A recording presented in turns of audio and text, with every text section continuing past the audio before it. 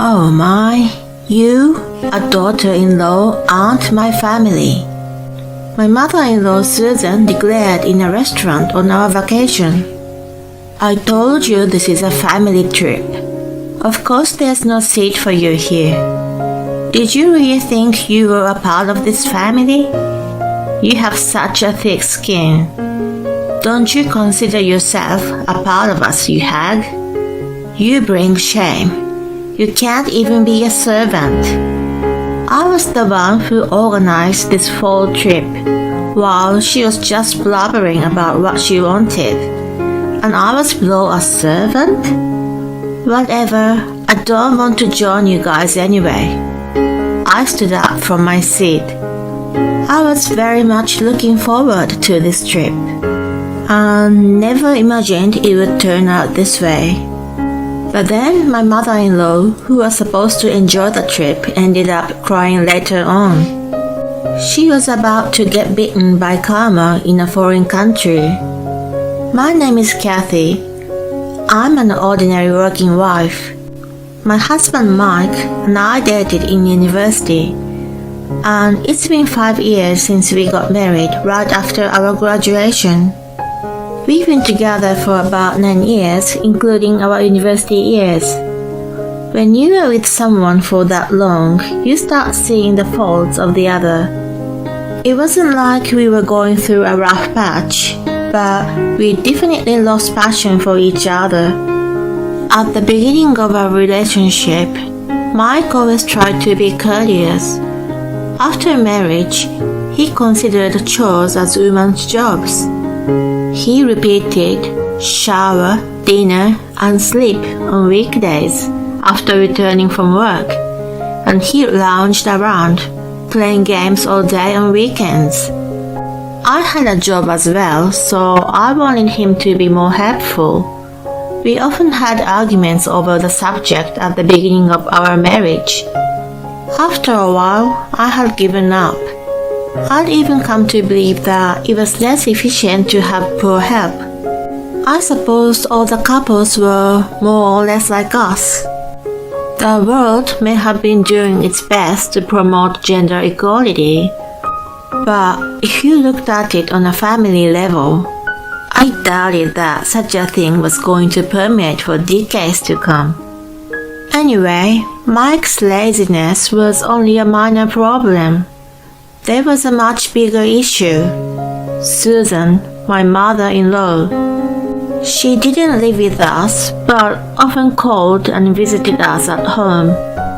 If she meant to spend quality time with us, it would have been appreciated, but not even once she tried. She came for only one reason: to ask me to do some bothersome tasks for her.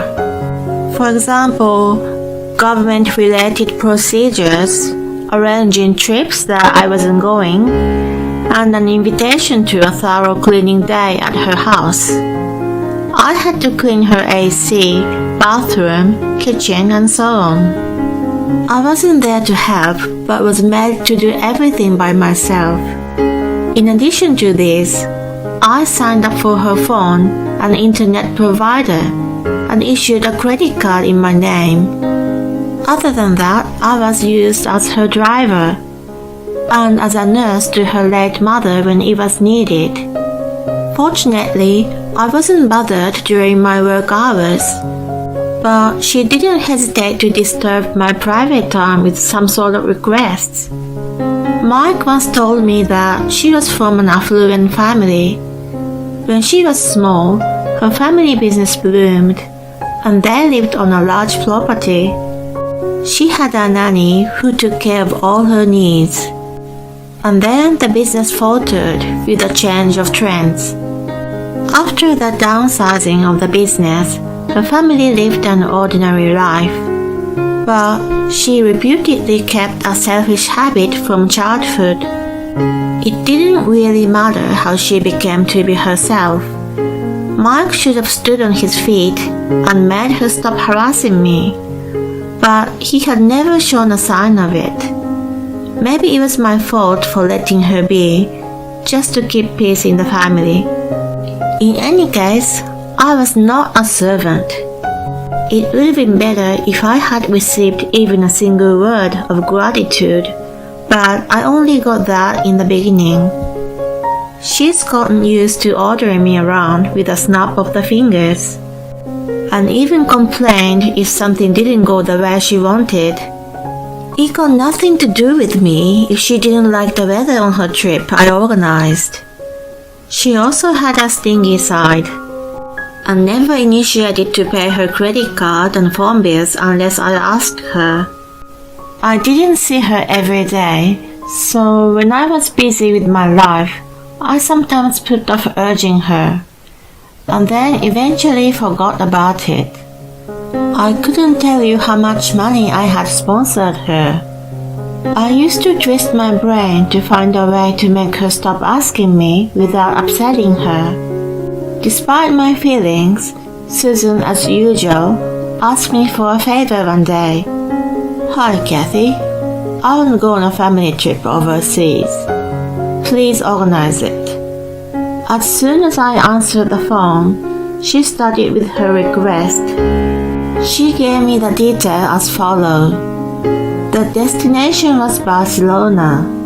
The length of the trip was 1 week, and the number of packs was 5. Flights must be booked in business class, and a specific restaurant must be reserved. Other than that, she said, everything else was left to my ability. How self-serving. I didn't even know if I was able to take a week off from my work. Even if I did, what about Mike? You know, it's a bit last minute. I don't know if Mike and I can get days off from work. To which she replied with totally unexpected comments. Why should you get approval for a family trip from your company? Mike's okay with it anyway. You should prioritize your family over your job in the first place. I pity your sensibility. She hung up on me. What an imposition. It was the biggest hassle ever. If I didn't follow through on the plan, I shuddered to think how she would treat me in the future. So far, her bullying had been done insidiously in the form of requests, but I wondered if it was to become more blatant. I had no choice but to make travel arrangements, no matter how much I was annoyed. And for once, it wasn't all bad. I was actually looking forward to Barcelona too. It was the first time for me to go abroad on vacation. How could I not be excited? I then asked my boss if I could take some time off. Although he was reluctant, he gave me an okay because it was an off-peak season. I surveyed tourist attractions meticulously and reserved our flights, hotel, and the restaurant Susan wanted to go to. I was confident that she would not complain. And then the day of our trip arrived. There was Susan, her husband John, his sister Anne, Mike, and me, the 5 of us. I've spoken to Anne a bit before, but in terms of relationship value, it's almost as if we've never met before.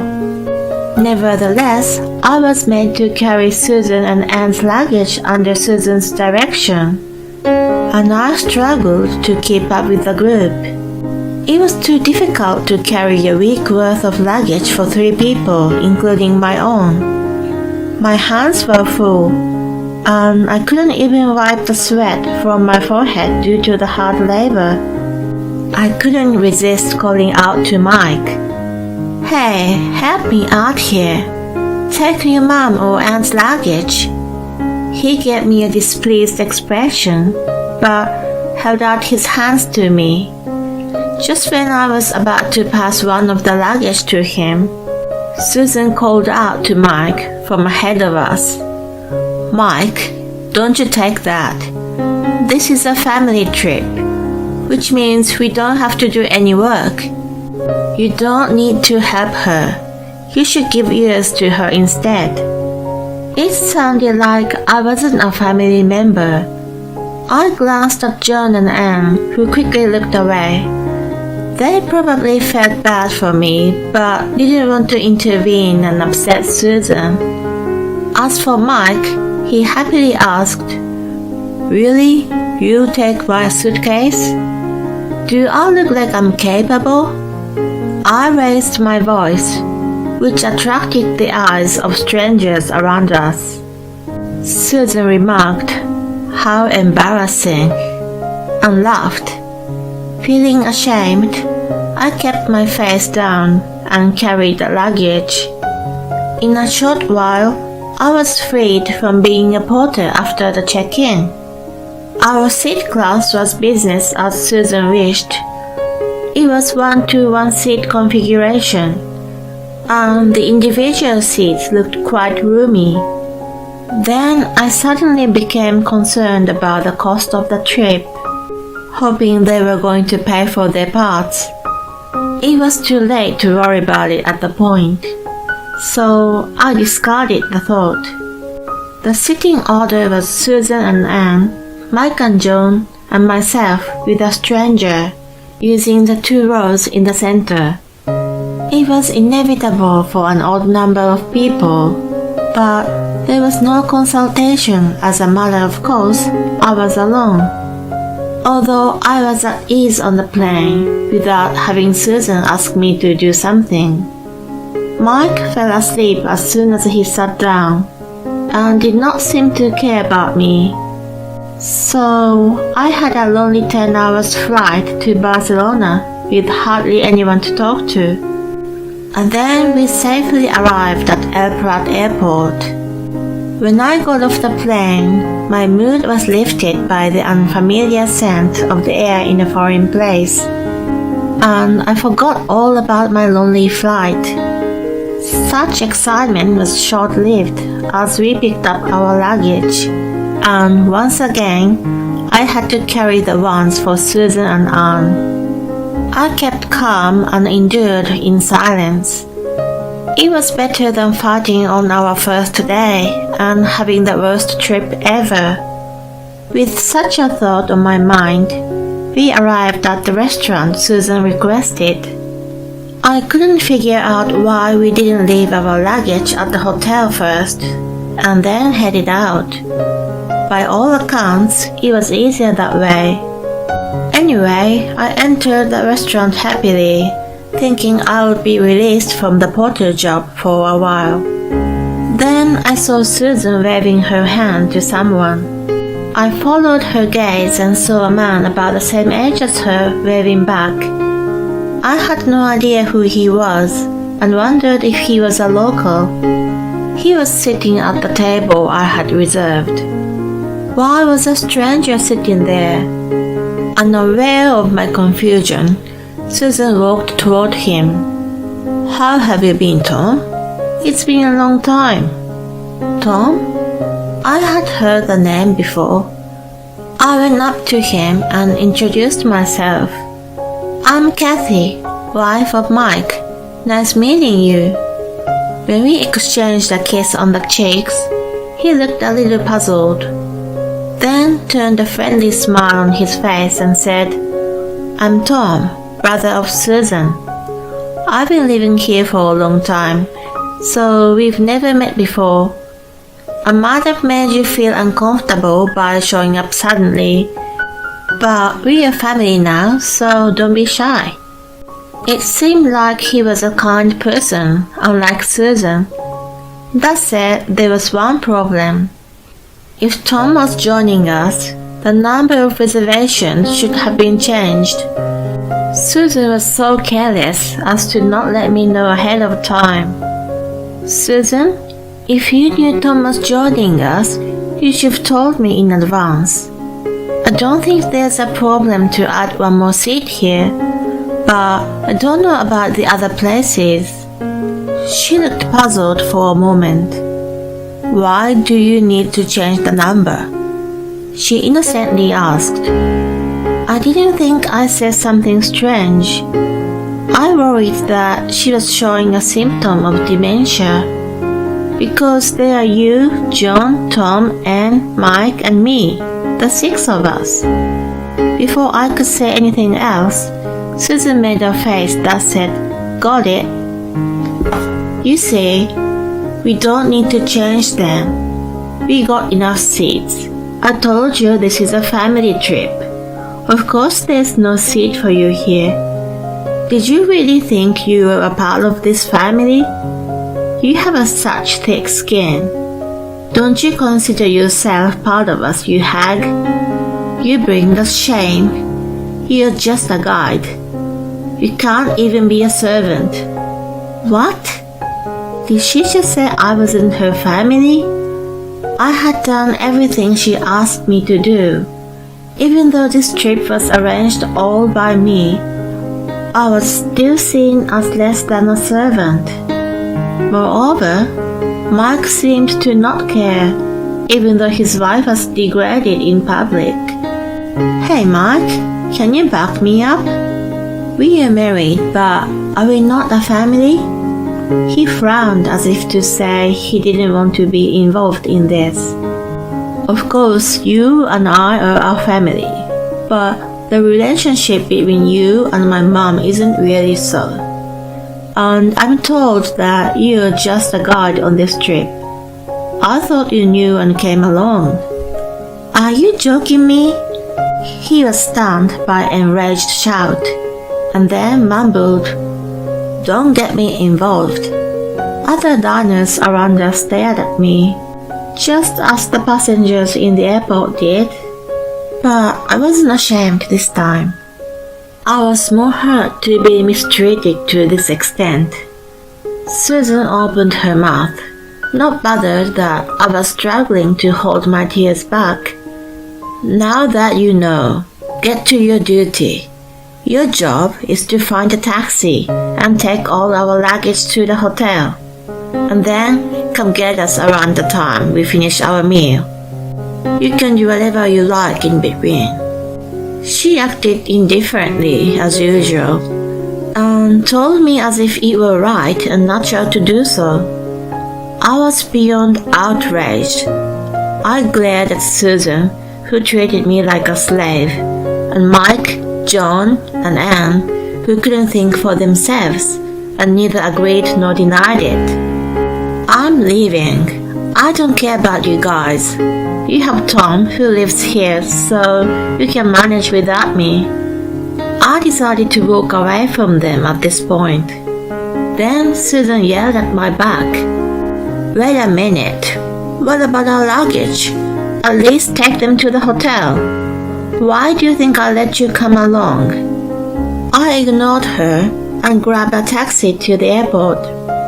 I booked a return flight on the way there. While I was waiting for my flight, I kept crying from the devastation and despair that Mike of people didn't see me as a family member. I might have made other passengers around me uneasy, but my heart was so torn to shreds that I couldn't care less. Then my phone started ringing. I wasn't in no mood to talk to anyone, so I didn't check who was calling. But the phone didn't stop ringing for a long time. When I finally picked up, it was Mike. I thought maybe he wanted to apologize. No, it couldn't have been. "Hey hon, can you come back ASAP? Tom got upset with my mom and left, and we got kicked out of the restaurant. We don't know what to do now. Family is supposed to help each other, right? So please." Apparently, Tom was a decent man as I expected him to be. I asked him to elaborate. Tom didn't like Susan and Mike's attitude toward me. "I'm disgusted. I don't want to spend any more time with you people." He yelled at them and left the restaurant. In addition, the waiter kicked them out for being a nuisance and creating a scene. And they were at a loss for what to do next. Now, how did we ever get from the airport to the restaurant? That was because I interacted with locals in Spanish. I had never taken a vacation overseas, but I often had business trips to Spanish-speaking countries. Therefore, I learned conversational level through study and experience. When things went rough, they wanted me as a family member. My sorrow and despair evaporated in thin air. Karma caught up with them. I reluctantly decided to tell him the location of the hotel, in Spanish. The name of the hotel is ABC, located about 20 minutes from the restaurant by taxi. What? What are you saying? I don't understand. Speak English. I'm telling you nicely. It's your fault that you guys didn't do any prep work in the first place, you know. You guys said I wasn't a family member. So I don't care what happens to you. You're not my family anyway. While I was speaking, Mike hysterically screamed nonsense at me. Then Susan took over the phone. Kathy, Mike is trying hard, but why are you not helping him? A wife is supposed to be devoted to her husband. Come back. Fulfill your duty, you useless hag. She was out of her head. Even though we spoke the same language, the conversation was not going to happen. I knew it well, and it was time for my boarding, so I wasn't gonna waste any time on her. Get lost, I said in Spanish, and hung up on her. Then I immediately started the process to cut off her cell phone and credit card. A sequel to the story.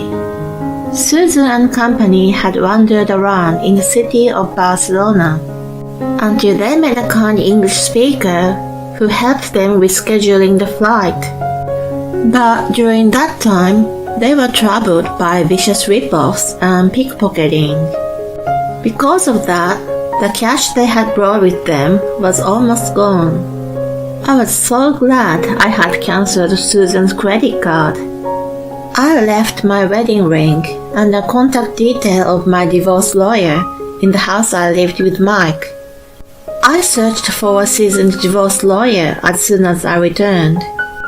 I was determined to fight with Mike, but he easily agreed to the term. He not only lost a lot of money during the trip, but he had resigned from work, so he had no financial means to hire a lawyer for himself.